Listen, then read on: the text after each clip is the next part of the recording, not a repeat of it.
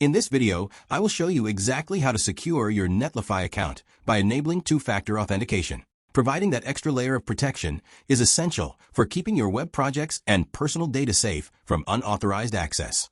To get started, you will need to log into your Netlify dashboard. Once you are on the main screen, look toward the top right corner where you see your profile avatar. Click on that icon to reveal a drop-down menu. From the list of options, you should select User Settings. This will take you to your personal account configuration page. On the left side of the screen, you will see a navigation menu with several different categories.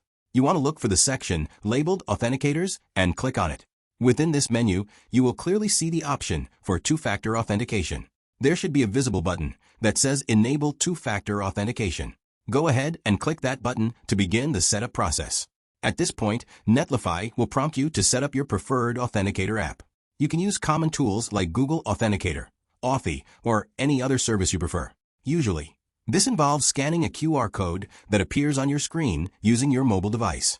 Once you scan the code and enter the temporary verification digits provided by your app, your account will be much more secure.